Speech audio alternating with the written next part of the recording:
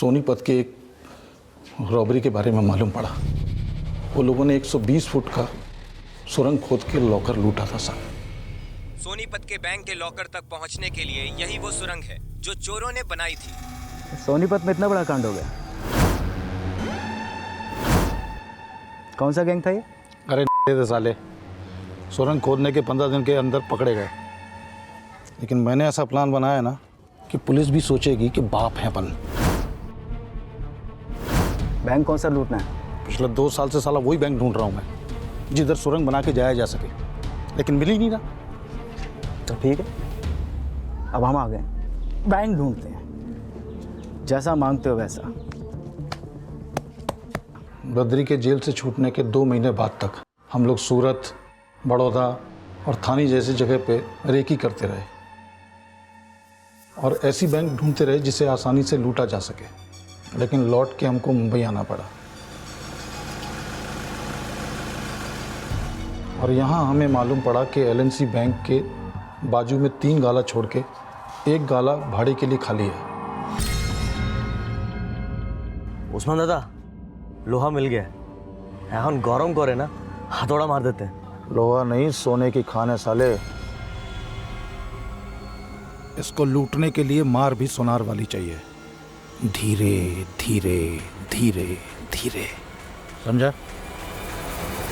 गाले से LNC bank तक सुरंग खोदने में कोई माथापच्ची नहीं होगी, एकदम सीधा सुरंग खोदेगा। लेकिन फिर भी माथापच्ची है। गाला भाड़े पे लेने के लिए पैसा तो मैं दे दूंगा, लेकिन गाला भाड़े पे लेंगे किसके नाम पे? अन्ना, मैं है ना। ना दादा ना, किसी को भी भेजो, लेकिन ये साला कट्टू इसको पीछे रखना। ए, क्यों? तू आगे जाएगा क्या? शकल देख पहले तू अपनी। तू भाड़े पे दुकान लेने जाएगा ना, दुकान का मालिक तेरे को देख के ना सबसे पहले 100 नंबर घुमाएगा, मालूम है तेरे को? ए साला, मेरा मुंह क्या देखता है? बद्रीदारा का मुंह देख, पूरा खूनी लगता है, खूनी। चुप कर तो। मुझे भाड़ोतरी नहीं बनना।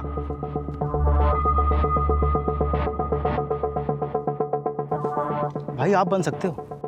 क्या बोल रहा है तू? शक्ल से आतंकवादी लगता हूँ मैं, और ये अज्जू और मोबिन ये मटन बेचने वाले लगते हैं। हाँ तो मटन की दुकान ही खोलते हैं ना। अन्ना, अगर हम लोग में से कोई नहीं जाएगा फिर जाएगा कौन? मैं एक मारवाड़ी को जानता हूँ, सीधा साधा आदमी है दिखने में, काम में शाना है। फिलहाल वो भी जेल में। अगर आदमी काम का है तो जमानत पे बाहर निकाल लेते हैं उसको। मुझे मंजूर है, लेकिन मेरा क्रिमिनल बैकग्राउंड है, मुझे कौन देगा गाला भाड़े पे? तो उसका टेंशन मत ले, हम लोग तेरे को पूरी तरह से सफेद पोश बना डालेंगे, समझा?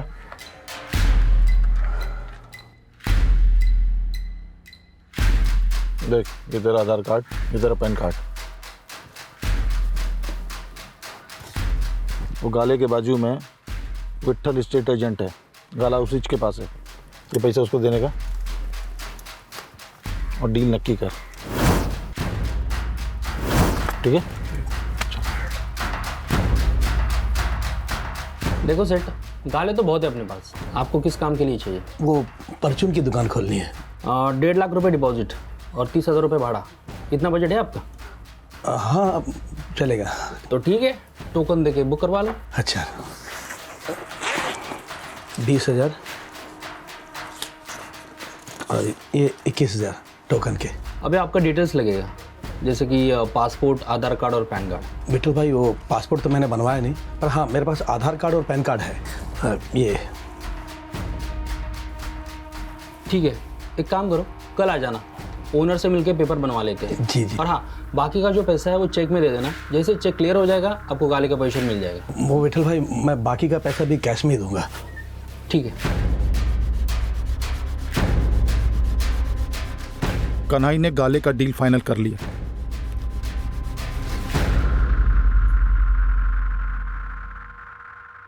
उसके बाद मैं और बद्री बैंक की रेकी करने गए और बद्री ने सुरंग का नक्शा तैयार कर लिया था।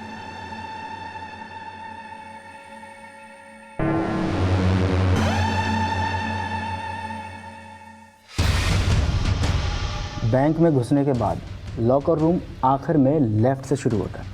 अब ध्यान से सुन लो सब। एंट्री से लॉकर रूम की दीवार लगभग 22 फीट है। और सभी गालों की लंबाई 30 फीट, यानी लॉकर 8 फीट में बना हुआ है।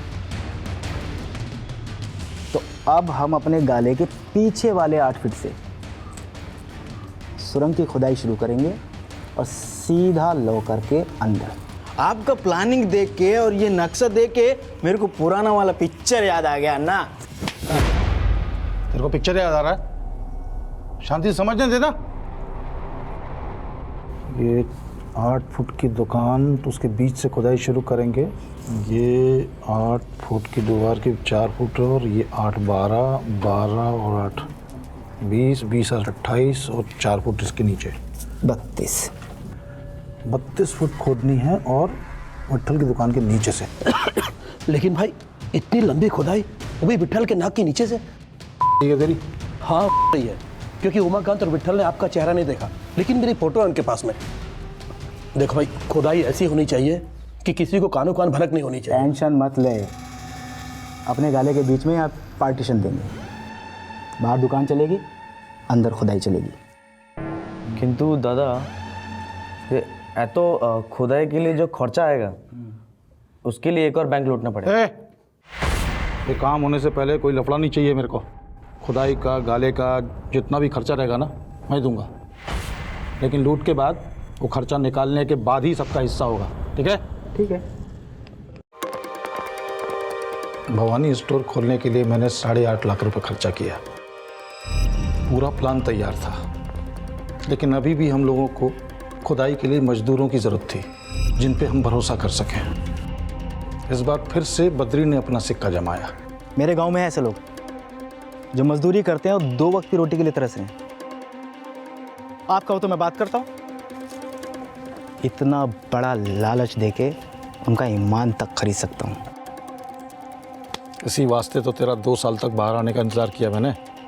बुला ले उनको, लेकिन प्लान लीक नहीं होना चाहिए। उसकी टेंशन मत लो आप।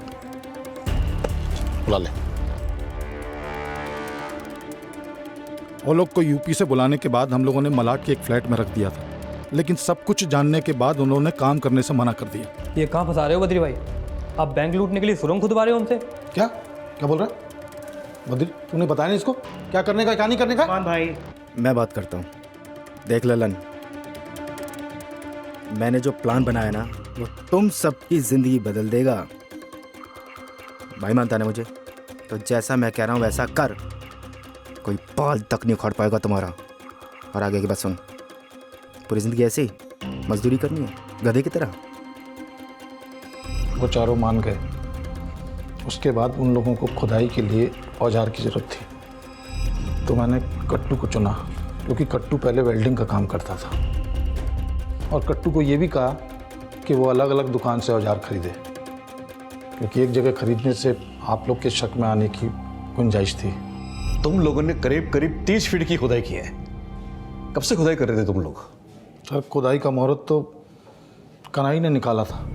वो थोड़ा पूजा पाठ में मानता था, तो उसका दिल रखने के लिए हमने मई से खुदाई शुरू की। मई में कुछ निर्जला एकादशी करके हिंदू लोग का त्यौहार होता है।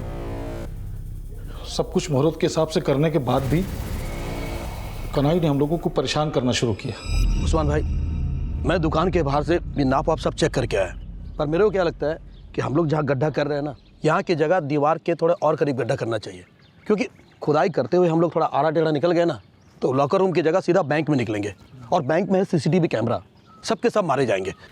तो मेरे बनाए नक्शे में कमी निकाल रहा है, पर मैंने एकदम सही बनाया है। 1 मिनट बद्री, बोल रहा है ना, सुन ले। चेक किया हुआ इसने? अरे तो इंची टेप थोड़ी लेके गया था ये। ठीक है कट्टू, इंच टेप ले और इसका पाँव का नाप ले बराबर से। चल। अन्ना 10 इंच है। 10 इंच है ना? सुन, बराबर से पैर रख के ऐसे जमा के ऐसे जोड़ के चेक करना कि जहाँ से हमने खुदाई शुरू की है और जहाँ तक पहुँचे हैं वो कितना है।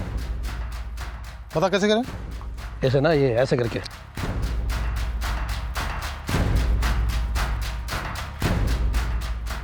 हम लोग को कुछ समझ नहीं आ रहा था कि सही जा रहे हैं कि गलत, लेकिन फिर एक दिन किस्मत ने साथ दिया और बैंक वालों ने खुद कनाई को अपने बैंक की सालगिरह पे इनवाइट किया। सालगिरह वाले दिन कन्हई ने बैंक में बराबर से माप लिया।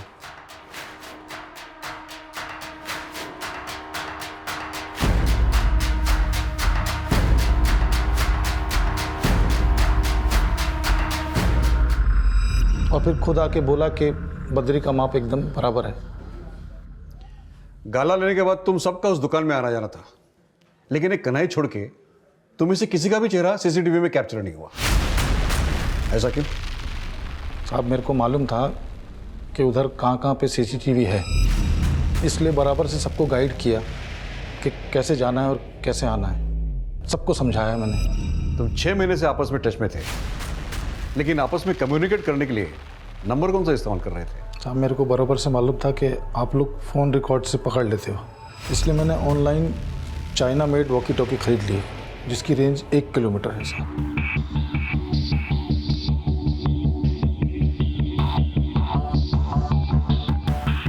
जब भी खुदाई चलती थी तो सामने पार्किंग में हमारे 2 लोग कार में वॉकी टॉकी लेके बैठते थे।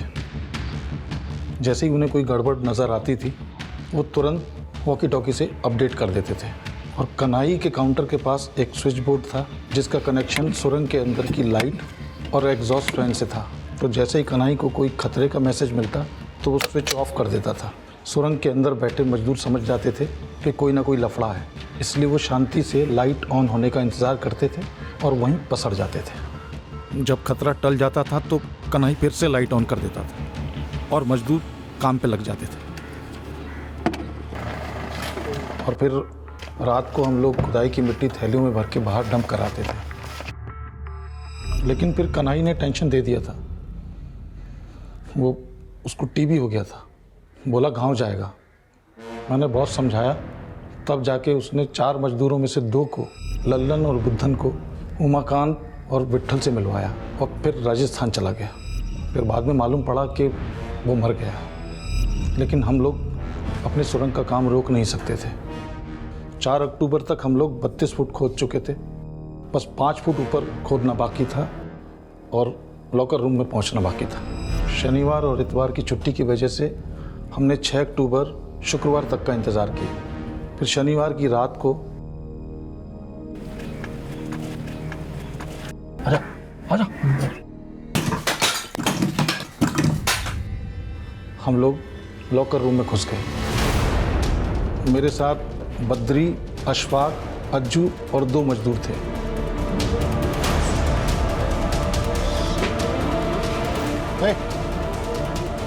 रुक अंदर चल। तुम दोनों बाहर जाओ और बाहर नजर रखो, समझे? बाहर कट्टू और मोमिन थे, जो वॉकी टॉकी से हमारे टच में थे। जैसे ही हमने मशीन से लॉकर काटना शुरू किया, कट्टू ने वॉकी टॉकी से हमें मैसेज किया। अरे बहुत आवाज आ रहा है अन्ना, बाहर थोड़ी देर के लिए बंद करो अभी। बाहर आवाज आ रहा है। बंद करना क्या है? अरे बाहर आवाज आ रहा है, बंद कर मशीन। इतनी मेहनत करके यहाँ पहुंचे, ऐसे ही बैठे रहेंगे क्या? अरे रुक जा भी, बंद कर मशीन। नहीं बंद करना मैं। अरे बंद करो ना अन्ना, अन्ना ना बंद करो, कोई जा रहा है, बंद करो।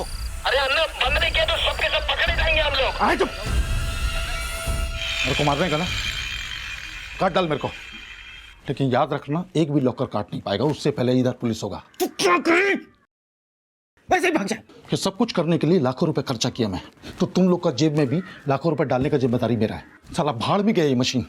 आज तक तिजोरी तोड़ने के लिए मशीन यूज किया क्या हमने? नहीं ना। साला हमेशा हमारा पेचकस हमारा साथ दिया, और माँ कसम आज भी यही साथ देगा।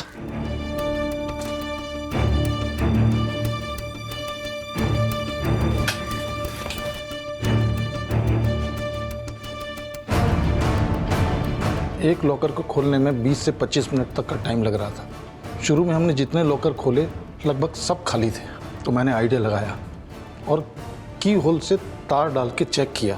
तार अगर अंदर तक लॉकर में जाता था तो समझ जाता था कि लॉकर खाली है, और अगर बीच में रुक जाता था तो समझ जाता था कि माल है। ऐसा करते करते सुबह 7 बजे तक हमने 35 लॉकर खोल डाले थे साहब। कट्टू, काम हो गया, बाहर आए क्या? हाँ ना, कोई नहीं है, सब सही है। आ जाओ। चल आ रहे हैं हम लोग, चलो। ए कूद।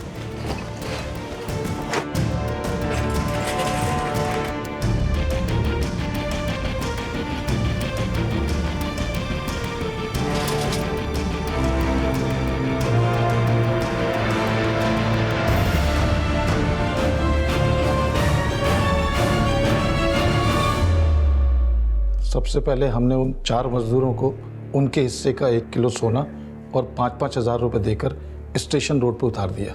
उसके बाद आरे रोड पे बद्री भी 1.5 किलो सोना लेके और 5,000 रुपये लेके उतर गया। मैं, अशफाक, कट्टू, अज्जू और मोमिन मुंबई में थे। फिर 9 अक्टूबर को मैंने मालेगांव एक सुनार को फ़ोन किया।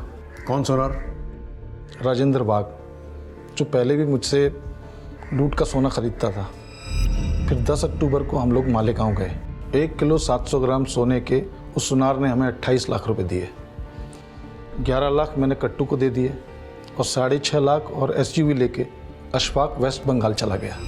वेस्ट बंगाल में कहा? मैंने बोला ना साहब, मेरे को मालूम नहीं है। सीधी तरह से बोलता है या हलक में डंडा डाल के उगलवाऊं? साहब मेरे को खाली इतना ही मालूम है कि वेस्ट बंगाल के बॉर्डर के पास अशफाक की बहन रहती है। वो वहाँ से बांग्लादेश भागने वाला था साहब। और वो बद्री कहाँ है? वो अपने गांव इलाहाबाद गया होगा साहब। और वो 4 मजदूर भी आसपास के गांव की थी। फरार अपराधियों से पहले मुंबई पुलिस ने 15 अक्टूबर 2017 को मालेगांव के उस सुनार को गिरफ्तार किया जिसे उस्मान और उसके साथियों ने लूट कर सोना बेचा था।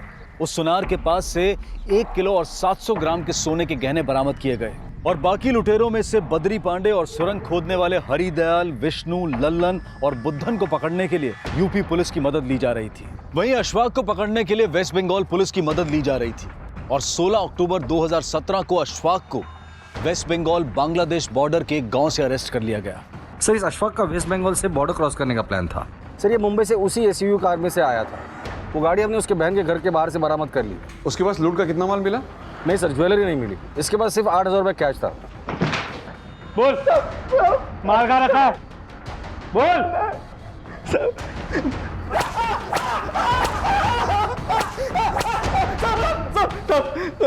मुंबई पहुंचे, मुंबई में है सब, मुंबई में है। मुंबई में कहा? टॉपिल सर, मेरी सास के घर पे।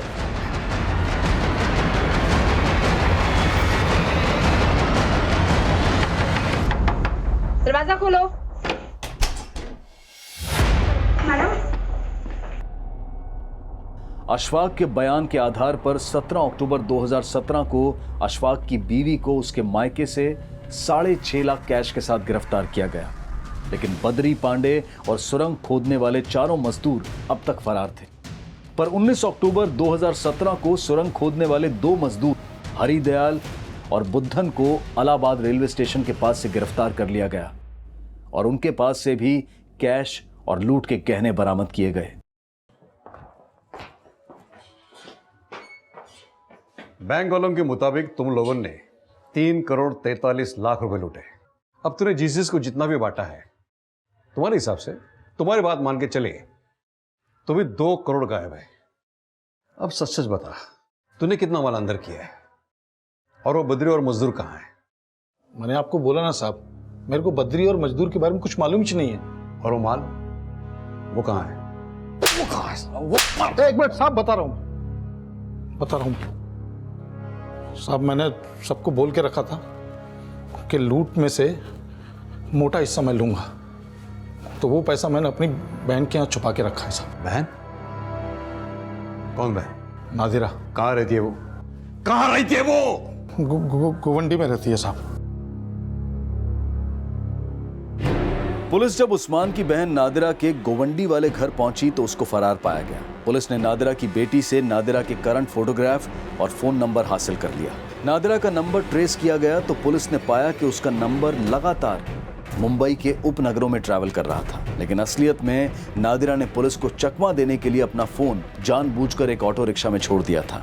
और वहीं दूसरी तरफ पूछताछ के दौरान नादिरा के कलीना में छिपे होने की पुलिस को लीड मिली, जहां से पुलिस ने उसे तुरंत गिरफ्तार कर लिया। उस्मान की बहन नादिरा की गिरफ्तारी के बाद जितना भी लूट का माल अब तक बरामद हुआ है उसकी वैल्यू लगभग 2 करोड़ की है और तकरीबन 1.5 करोड़ की वैल्यू के गहने और कैश का कोई हिसाब अभी तक पुलिस को नहीं मिल पाया है। सुरंग का नक्शा तैयार करने वाला बद्री पांडे और सुरंग खोदने वाले 2 मजदूर लल्लन और विष्णु अब भी फरार हैं और उनकी तलाश जारी है। उस्मान शेख के बयान के मुताबिक इस बैंक रॉबरी की प्लानिंग से लेकर उसे एग्जीक्यूट करने तक इन लुटेरों ने अपने 2.5 साल जाया किए, जबकि मुंबई पुलिस ने इस प्लानिंग के मुख्य कर्ता धर्ता को सिर्फ सिर्फ 4 दिनों के अंदर जेल की सलाखों के पीछे पहुंचा दिया। मुंबई पुलिस का एक काबिल तारीफ काम अपराधियों को चेतावनी है कि crime never page. Black headline सप्ताह में अब हम आपको एक ऐसे शख्स का केस दिखाने जा रहे हैं जिसे क्राइम और क्रिमिनल्स के खिलाफ आवाज उठाने वालों का प्रतिनिधि कहा जाने लगा, लेकिन सुर्खियों को आवाज देने वाला खुद सुर्खियां बन गया। आइए देखते हैं आज का हमारा दूसरा केस।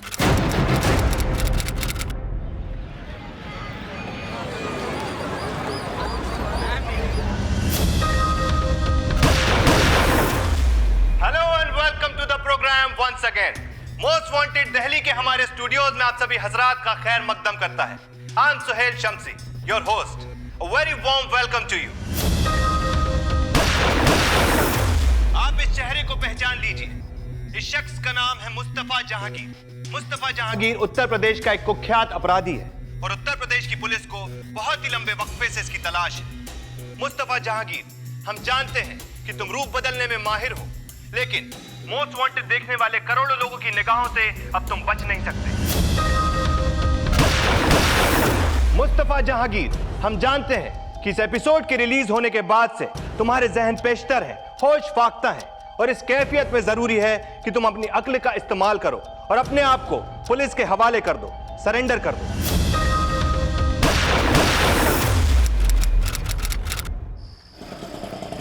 कमाल का आदमी ताऊ, क्रिमिनल्स को खुली धमकी देता है। भाई उसके टीवी शो की वजह से 23 अपराधी पकड़े गए। सिल्वर जुबली होने वाली है।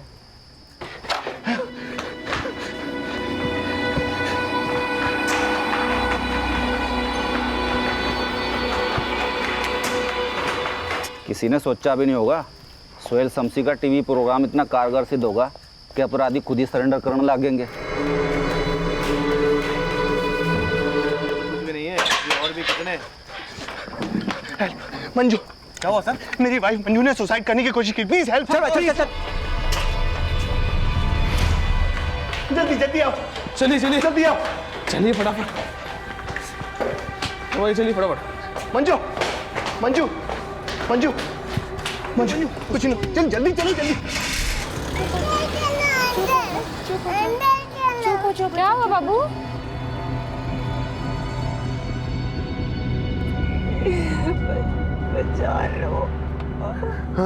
हाँ मंजू, मंजू, हाँ मंजू, मैं हूँ ना। हम बस पहुँचने वाले, हॉस्पिटल पहुँचने वाले। हाँ भाई साहब, ये सीधा रास्ता ले लीजिए, यहाँ से जल्दी पहुँचेंगे। कम ऑन, सीधा सीधा। हाँ सर।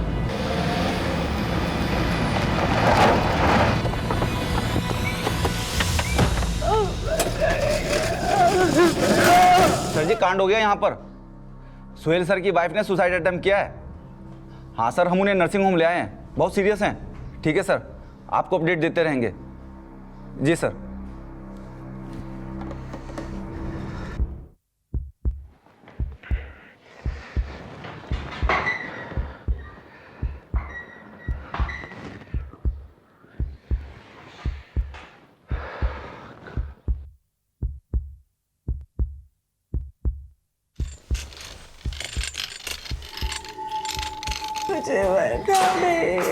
मंजू, डॉक्टर साहब, मंजू ठीक है ना? देखिए, ब्लड फ्लो को रिड्यूस करने के लिए हमने बैंडेज कर दिया है। अच्छा। इससे ज़्यादा हम कुछ कर नहीं पाएंगे। आप एक काम कीजिए, आप इन्हें अच्छे से अच्छे हॉस्पिटल में ले जाइए। इनके पास वक्त बहुत कम है। Please hurry up. या प्लीज़ हरी अप सर। किसने बनाया तुझे डॉक्टर? किसने बनाया डॉक्टर? अगर पेशेंट का इलाज नहीं कर सकते हो तो हॉस्पिटल खोल के क्यों रखा है? सेवर, वरना तेरा हॉस्पिटल बंद करा दूंगा मैं आज।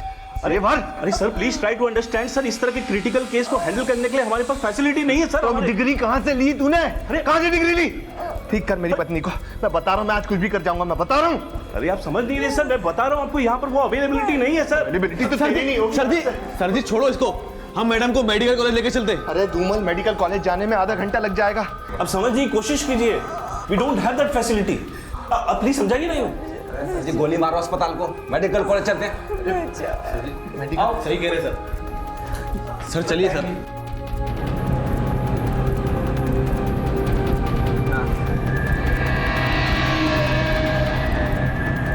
Manju, strengthen your will. Ananya is waiting for you. Manju, hold. Please. सोना नहीं है. Come on.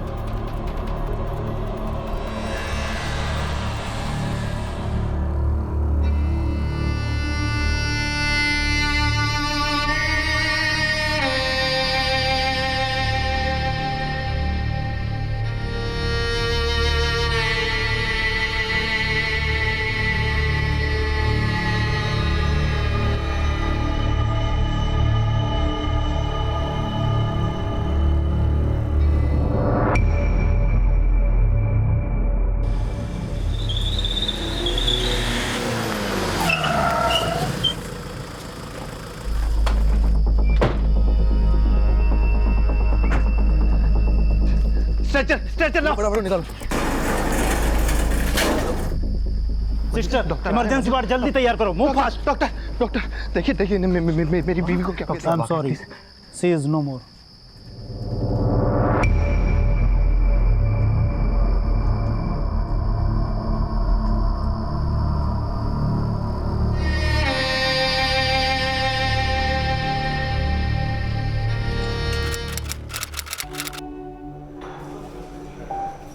आज पूरे 1 महीने के बाद कॉलेज खुल रहा है, अच्छा लग रहा है। बहुत अच्छा लग रहा है। इस नए बिल के चक्कर में देश जलकर खाक हो रहा है। पढ़ाई ठप, काम ठप। पता है जीडीपी अभी तक के सबसे निचले स्तर पर है। सरकार गिरने को है। देश पर फिर से चुनाव का बोझ। बहुत अच्छा लग रहा है। देश की चिंता बाद में कर लेंगे, पहले ये बताओ तुमने अपने पेरेंट्स से हमारी शादी की बात की? नहीं, डर लगता है कहीं सरकार की तरह हमारा गठबंधन। ये जोड़ दौड़ की सरकार नहीं है, हमारे प्यार का बंधन है। और शादी हमारा चुनाव, इसलिए हमारे पेरेंट्स को हमारे फेवर में वोट डालने ही पड़ेंगे। तुमने ये कैसे सोच लिया कि हम किसी गैर मजहबी लड़की के साथ तुम्हें निकाह करने की इजाजत देंगे? अबू, हिंदुस्तान सेक्युलर नेशन है और हमारा संविधान मुझे खुद अपना हमसफर चुनने का हक देता है। अबू, निकाह तो मैं मंजू से ही करूंगा। मैं शादी करूंगी तो सोहेल के साथ ही करूंगी, नहीं तो क्या? बोल। अरे चुप क्यों हो गई? देख मंजू, आज तक के तेरी हर जिद पूरी की, लेकिन किसी दूसरे धर्म के लड़के के साथ तुझे कभी शादी नहीं करने दूंगी। शादी तो हम करके रहेंगे, बस एक बार यूके का वीजा लग जाए। यूके का वीजा? क्यों? हाँ, मैंने प्रवीण भैया से बात की थी, हमारे रिश्ते को लेकर खुश हैं। कह रहे थे मैनचेस्टर आ जाओ, शादी करा दूंगा। रियली? सुहेल और मंजू की प्रेम कहानी जल्द ही प्रेम विवाह में बदल गई। 1993 में दोनों ने यूके जाकर मंजू के भाई प्रवीण की मदद से शादी कर ली और फिर 1994 में दोनों इंडिया वापस आ गए।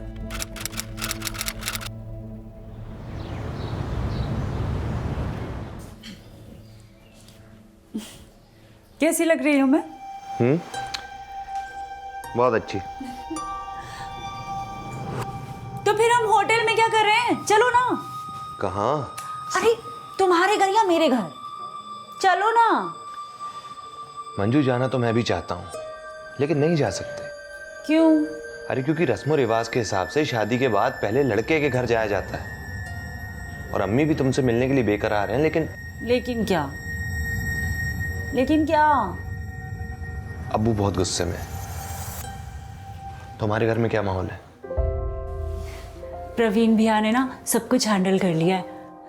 मम्मी पापा में मम्मी तो ठीक है, पापा थोड़े से नाराज हैं, उन्हें मैं संभाल लूंगी। बाकी मेरी मौसमी दीदी है ना, उन्होंने यूएसए घर में फोन किया था और सबको समझा दिया। वाह यार, तुम्हारे भाई बहन तो बिल्कुल तुम्हारे साथ हैं। बड़ी खुशनसीब हो तुम। हाँ, वो तो मैं हूँ। तुम्हें पता है, अगर तुम मेरी मौसमी दीदी से मिलोगे ना, वो ऐसी जादूगरनी है, एक बार तुम्हारे अब्बू जान से मिल लेंगी ना तो तुम्हारे अब्बू जान के गर्म गुस्से को नरम कर देंगी। मुझे नहीं लगता। अब्बू से बाद में मिल लेंगे, फिलहाल तुम्हारे घर चलते हैं, ठीक है? हाँ ठीक है, सामान पैक करो। ये सही है।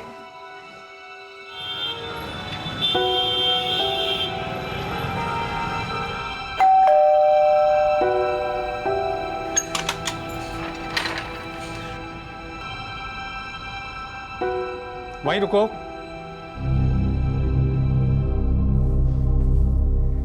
ऐसा क्या इस लड़के में जो हमें बताए बिना तुम इसके साथ इंग्लैंड भाग गए? पापा जरा सुन दो। तू चुप रहे। अब कुछ बोलेगी या देखती रहेगी? पापा प्लीज, ये एक्टिंग छोड़ दो। हाँ, फिल्मी डायलॉग ना मुझे भी बहुत अच्छे से बोलने आते हैं। अब सोहेल के बारे में बोलना शुरू करूंगी तो आप लोग ही कहोगे कि मैं ख्यालों में चली गई हूँ। प्लीज, सोहेल अच्छा लड़का है और प्रवीण भैया ने आपको सब। तुम भी इसकी तरह से फिल्मी डायलॉग ही मारते हो? नहीं सर, मैं डायलॉगबाजी में नहीं, हकीकत में यकीन रखता हूँ। और हकीकत यह है कि मैं और मंजू एक दूसरे से बहुत प्यार करते हैं। ये बहुत खुश है मेरे साथ और हमेशा खुश रखूंगा सर इसे। Sir, we complete each other. इससे ज्यादा मेरे पास कहने के लिए कुछ और नहीं है सर। गुड। अच्छा लगा तुमसे मिलके। पापा, आपने तो डरा ही दिया था सच्ची। तुम दोनों के प्यार ने आखिरकार हमें झुका ही दिया। खुश रहो। I am happy for both of you. आप लोगों को होना चाहिए था, पता है वहाँ बहुत सुंदर है पापा। एक फैमिली फोटो हो जाए। स्माइल।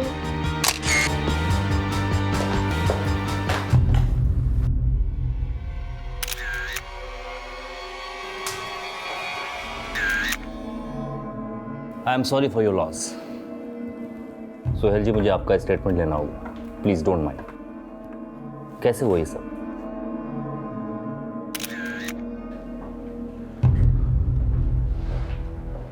अगले महीने मंजू का 31st बर्थडे होता। उसी के बर्थडे सेलिब्रेशन की प्लानिंग कर रहे थे। यहाँ बैठी थी वो, लेकिन मेरे दिमाग में भाटिया सुसाइडल केस चल रहा था, जिस पर मैं अगला एपिसोड बनाने वाला था। उसी के पेपर्स चेक कर रहा था बस। सो गई अनन्या? आज बड़ी फिक्र हो रही है अनन्या की। मुझे हमेशा तुम दोनों की फिक्र होती है यार, कैसी बात कर रही है? अच्छा, तो फिर जब से आए हो तब से फाइल में क्यों घुसे हुए हो? मंजू यार, फिर से शुरू मत करो प्लीज। मैं शुरू कर रही हूँ? मैं शुरू कर रही हूँ सोहेल? हाँ, तुम्हें बड़ा ख्याल रहता है ना सब चीजों का। फिर तो तुमने डिसाइड कर लिया होगा कि मेरा बर्थडे कहाँ मनाना है, यहाँ या बैंक्वेट में, है ना? यार मंजू, कहीं पे भी बना लेंगे, क्या फर्क पड़ता है? अभी मैं कुछ जरूरी काम कर रहा हूँ, इसके बारे में बाद में बात कर सकते हैं ना, प्लीज। सोहेल, तुम्हें मेरा बर्थडे मनाना ही नहीं है, तुम्हें सिर्फ और सिर्फ अपने काम की फिक्र है बस। मंजू, मैं सिर्फ इतना कहना चाहता हूँ कि मैं भाटिया सुसाइडल केस पे एपिसोड बना रहा हूँ अभी, जो तुम्हारे बर्थडे से पहले टेलीकास्ट होगा, दैट्स इट। यार, कभी भाटिया कभी मुस्तफा, हमारे बीच में ना प्यार जैसी कोई चीज रह ही नहीं गई है सोहेल। सिर्फ ये क्राइम और क्रिमिनल। अरे भाटिया क्रिमिनल नहीं है, फैन था वो मेरा। बाहर में गया तुम्हारा भाटिया।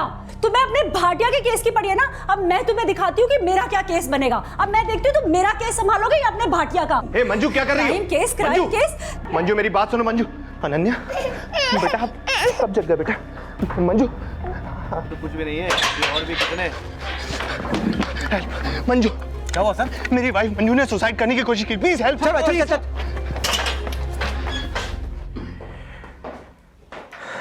मैं उसको नहीं बचा सका सर, नहीं बचा सका उसको।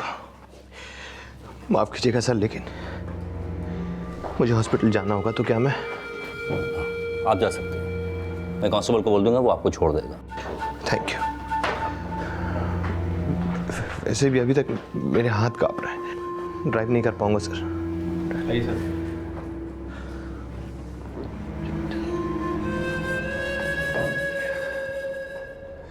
अभी हम सोहेल शमसी जी के घर के बाहर हैं। कल रात अपने शो में क्रिमिनल मुस्तफा जहांगीर को सरेंडर की चेतावनी देने वाले होस्ट सोहेल शमसी ने कभी सपने में भी नहीं सोचा होगा कि कल की रात खुद उन पे कितनी भारी होगी, कि उनकी पत्नी आत्महत्या कर लेगी।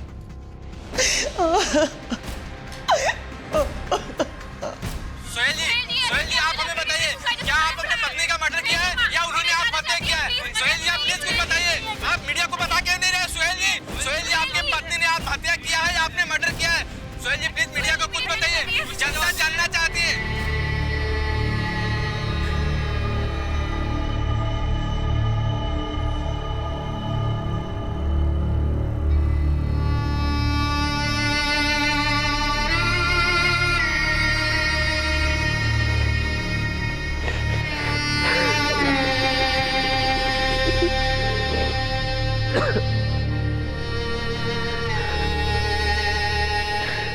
रन्या के बारे में नहीं सोचा पापा उसने।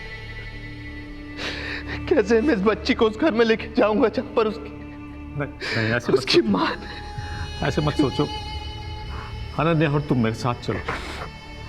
मंजू के बाप का घर उसकी बेटी का भी है और उसके पति का भी। हाँ बेटे। सर, जैसा कि आपने पुलिस को बताया कि आपकी बेबी ने सुसाइड किया था, क्या वो किसी बात से परेशान थी? सर, ऐसा क्या बात है? सर, तुम जाओ बेटा। सर, आपकी बेटी ने सुसाइड किया, इसके बारे में आपका क्या कहना है? मंजू सुसाइड से 2-3 घंटे पहले मेरे पास आई थी। तो क्या सर आपको भनक लग चुकी थी कि वो सुसाइड करेगी? जी नहीं, जब कोई फैसला ले लेता है, पूरा मन बना लेता है, तो उसके चेहरे से समझना मुश्किल होता है कि वो क्या करने वाला है। अगर मुझे थोड़ा भी अंदाज़ा होता तो मैं उसे रोक लेता। सर क्या वजह हो सकती है?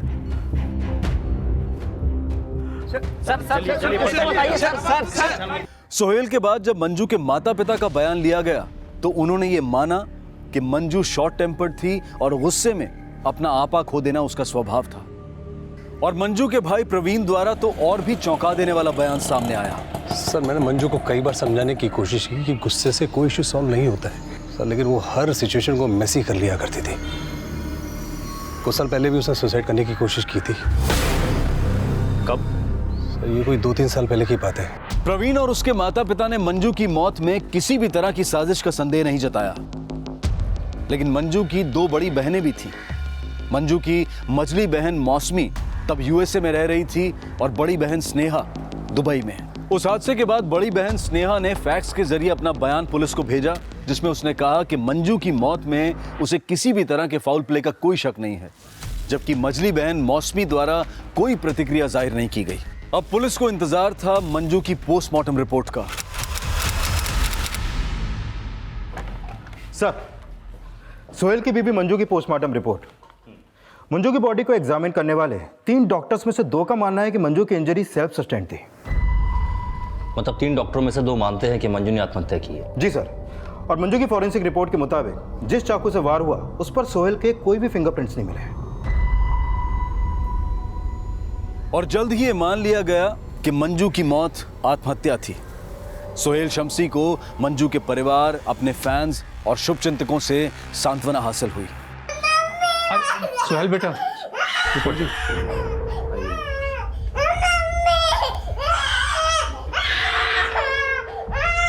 लेकिन मंजू की मौत के 3 महीने बाद जब मंजू की मझली बहन मौसमी यूएसए से इंडिया वापस आई तो इस केस का रुख ही बदल गया।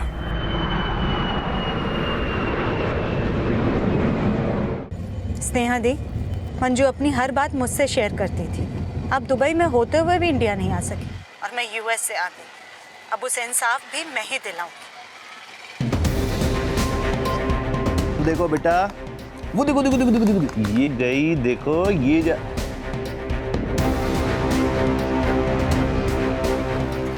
बेटा आप यहाँ बैठना एक मिनट। ये पकड़ो पकड़ो पकड़ो। तो ऐसा बिल्कुल भी नहीं है। मेरी बहन मंजू की आत्महत्या का जिम्मेदार उसका पति सुहेल ही है। आप कहना क्या चाहते हैं? सोहेल ने अपनी बीवी को सुसाइड करने के लिए इंस्टिगेट किया? जी हाँ, इंस्टिगेट तो वो उसे बहुत पहले से कर रहा था, लेकिन उस रात मंजू ने सुसाइड नहीं की बल्कि उसका मर्डर हुआ था। आपके मुताबिक सोहेल ने अपनी पत्नी को मारा है? जी हाँ, जिस आदमी की इमेज आप लोग की नजरों में क्रिमिनल्स को पकड़वाने वाली है, एक्चुअली में वो खुद एक क्रिमिनल है। उसने अपनी वाइफ मेरी बहन मंजू का मर्डर किया है और ये बात मैं बहुत जल्दी प्रूव भी कर दूंगी। देखते ही देखते मंजू की बहन मौसमी मीडिया की सुर्खियां बन गई। उसने मंजू की मौत के 3 महीने बाद उसे आत्महत्या नहीं बल्कि हत्या बताया। पर क्या उसके दावे में कुछ सच्चाई थी? क्या मंजू ने आत्महत्या की थी या फिर वाकई में उसका पति सोहेल ही उसका हत्यारा था? जो केस आत्महत्या मानकर अपने फैसले की कगार तक आ पहुंचा था, क्या मंजू की बहन के बयान के बाद वो हत्या का केस बन पाएगा? इन सवालों के जवाब हमें मिलेंगे कल रात 11 बजे इस केस के दूसरे और आखिरी भाग में। अब मैं अनूप सोनी आपसे विदा लेता हूं, फिर मुलाकात होगी। तब तक अपना और अपने परिवार का ख्याल रखें और देखते रहें क्राइम पेट्रोल डायल 100। सबक एक को सीख हम सबको। जय Hind. If you want to enjoy more crime files content like this, please subscribe to our channel and click the bell icon.